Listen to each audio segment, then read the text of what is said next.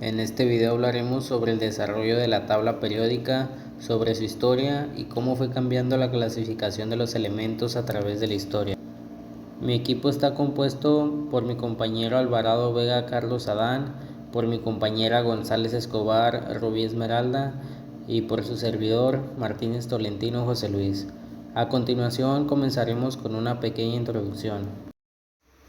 Sabemos que Antonio Lavoisier recopiló una lista con los 33 elementos que se conocían hasta ese momento. Después, Jacob Berzelius propuso cómo nombrar a los elementos químicos mediante un símbolo que correspondía a su nombre en latín. A mediados del siglo XIX, Stanislao Cannizzaro propone un método para calcular las masas atómicas de los elementos químicos y los ordena de menor a mayor masa atómica. Johann Dobereiner observó que había grupos de 3 elementos que tenían propiedades físicas y químicas muy parecidas o mostraban un cambio gradual en sus propiedades, y de acuerdo a estas propiedades clasificó los elementos en grupos de 3 y los llamó tríadas.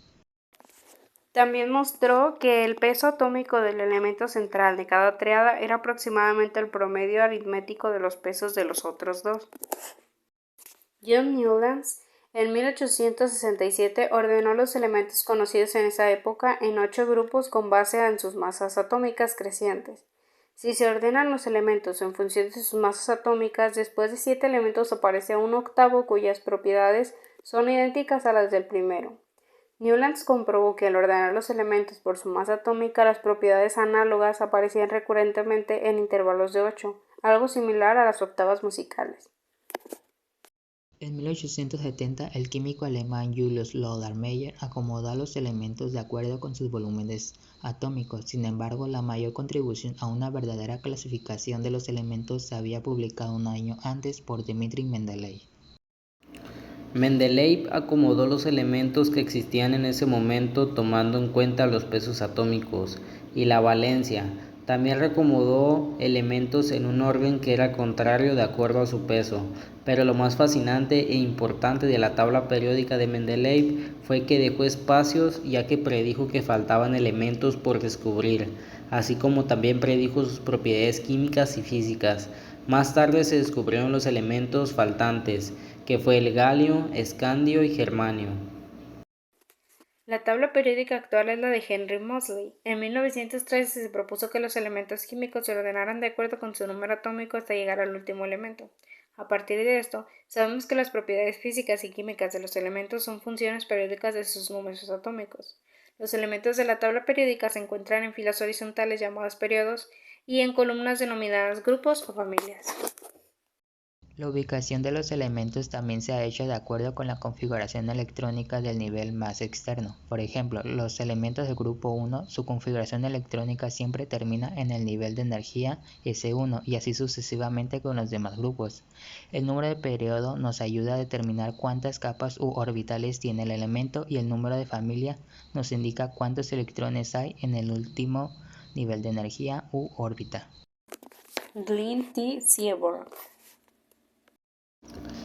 fue un químico atómico y nuclear estadounidense que obtuvo el Premio Nobel de Química en 1951 por sus descubrimientos en la química de los elementos transuránicos. Trabajó en la identificación radioquímica de productos originados por bombardeo en el ciclotrón, contribuyendo al descubrimiento de más de 100 isótopos de diferentes elementos.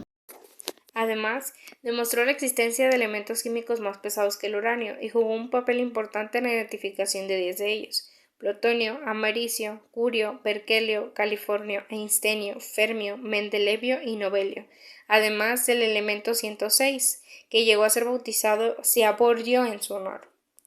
En 1944 anunció el concepto de actínido y fue el primero en proponer la serie actínida, presente en la actual disposición de la tabla periódica de los elementos. La tabla periódica está compuesta por un total de 118 elementos químicos, los cuales están clasificados en 3 grandes grupos: metales, metaloides y no metales. La tabla periódica posee una línea en forma de zigzag que separa los elementos metálicos de los no metálicos. De la parte izquierda se encuentran los metales y de la parte derecha los no metales, y los que se encuentran sobre la línea son los metaloides. Como primer grupo tenemos a los metales, que a su vez se dividen en alcalinos y alcalino-tierras, que conforman el bloque S, metales de transición, que conforman el bloque D, lantánidos y actínidos, que conforman el bloque F, y otros metales. Las propiedades de los metales son elevada conductividad eléctrica, alta conductividad térmica, color gris metálico o brillo plateado. Casi todos son sólidos, maleables, es decir, se pueden laminarse para formar placas, dúctiles, por lo que se pueden formar alambres con ellos, formar compuestos iónicos con los no metales y formar cationes. Como segundo bloque tenemos a los metaloides, los cuales son elementos que muestran propiedades típicas tanto de los metales como de los no metales. Por ejemplo, son mejores conductores del calor y la electricidad que los no metales, pero no tanto como los metales. En la tabla periódica los metales son el boro, silicio, germanio, arsénico, antimonio, telurio, polonio y astato, que se ubican en la línea gruesa que separa los metales de los no metales.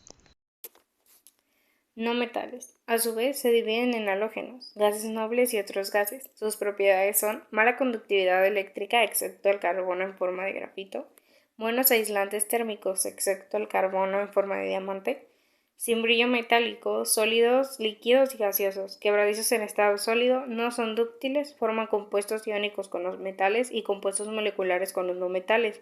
Además, forman aniones.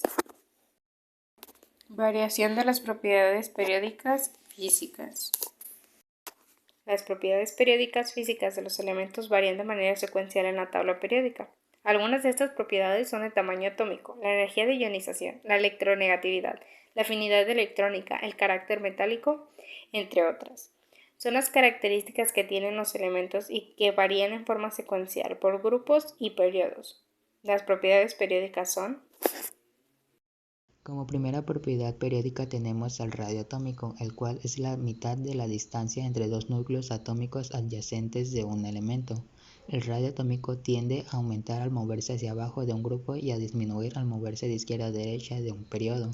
Esto se debe a la influencia de la carga nuclear efectiva y la repulsión entre los electrones de valencia.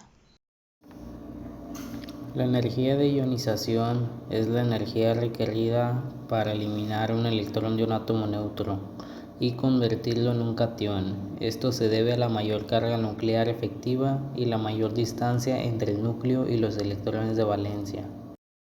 La electronegatividad es la capacidad de un átomo para atraer electrones hacia sí mismo en un enlace químico. La electronegatividad tiende a aumentar al moverse de izquierda a derecha en un periodo y a disminuir al moverse hacia abajo en un grupo. Luego tenemos a la afinidad electrónica, la cual es la energía liberada cuando un átomo neutro gana un electrón para formar un anión. La afinidad electrónica tiende a aumentar al moverse de izquierda a derecha de un periodo y a disminuir al moverse hacia abajo de un grupo. Esto se debe a la mayor carga nuclear efectiva y la mayor distancia entre el núcleo y los electrones de valencia. Carácter metálico.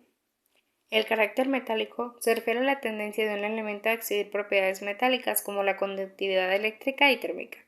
El carácter metálico tiende a aumentar al moverse hacia abajo en un grupo y disminuir al moverse de izquierda a derecha en un periodo. Eso se debe a la disminución en el tamaño atómico y la mayor carga nuclear efectiva.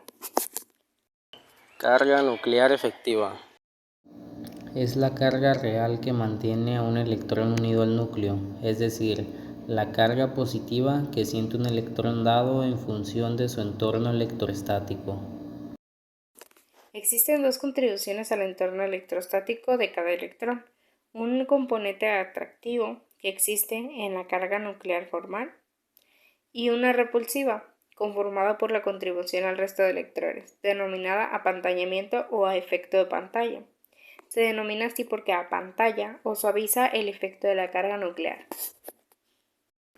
Radio atómico e iónico. El radio atómico se define como la mitad de la distancia entre dos núcleos atómicos adyacentes de un elemento. El radio atómico de un elemento aumenta de arriba hacia abajo y de derecha a izquierda en la tabla periódica.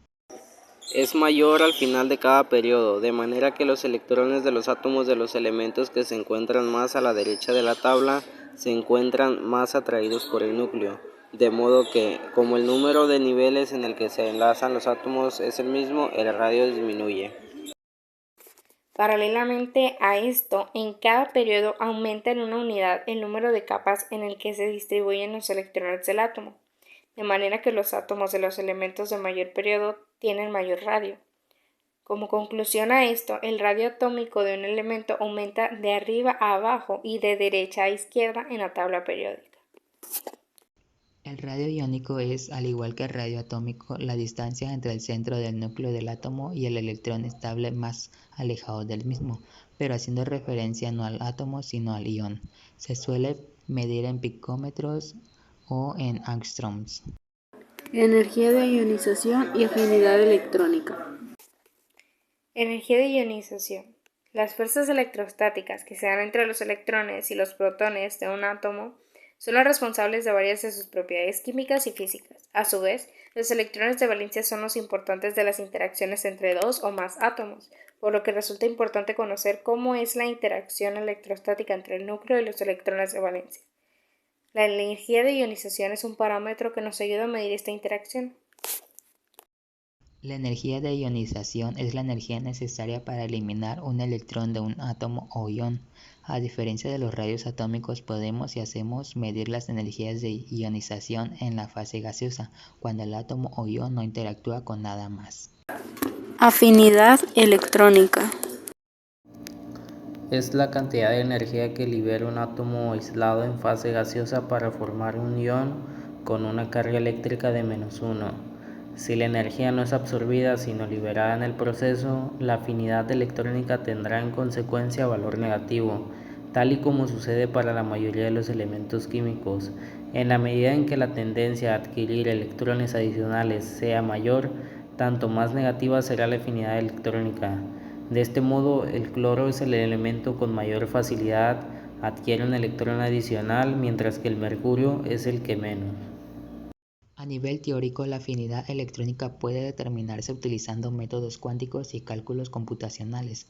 Estos cálculos se basan en las ecuaciones de la mecánica cuántica que describen cómo se comportan los electrones alrededor de un núcleo atómico. Es importante señalar que la afinidad electrónica teórica es una predicción basada en modelos y cálculos y puede no ser exactamente la misma que la afinidad electrónica experimental que se mide en el laboratorio. Para determinar experimentalmente la afinidad electrónica de un elemento se suele emplear técnicas espectroscópicas o medidas directas del calor liberado o absorbido en reacciones químicas. En muchos casos, es un proceso exotérmico, lo que significa que se libera energía cuando un átomo gaseoso adquiere un electrón. Sin embargo, hay algunos elementos para los cuales la adición de un electrón es un proceso endotérmico, lo que significa que se necesita energía para añadir un electrón al átomo. En este video se analizaron varios puntos sobre la tabla periódica, como quiénes fueron los personajes principales responsables de lo que es la tabla periódica de hoy en día, desde Lavoisier hasta Seaborg, por dar un ejemplo. La tabla periódica es una herramienta que ayuda a los químicos en distintos procesos, ya que es útil la información que ésta nos brinda. Muchas gracias por la atención prestada. Cualquier duda, queja, sugerencia o aclaración nos encantaría que nos lo dejaran en la cajita de comentarios, ya que esto nos ayuda a retroalimentar la información y comprenderla tanto ustedes como nosotros un poco más y mejor. Al igual, si alguien tiene alguna sugerencia de algún libro o una fuente confiable de información que podamos utilizar, nos encantaría mucho que también nos lo escribieran ahí abajo. Gracias.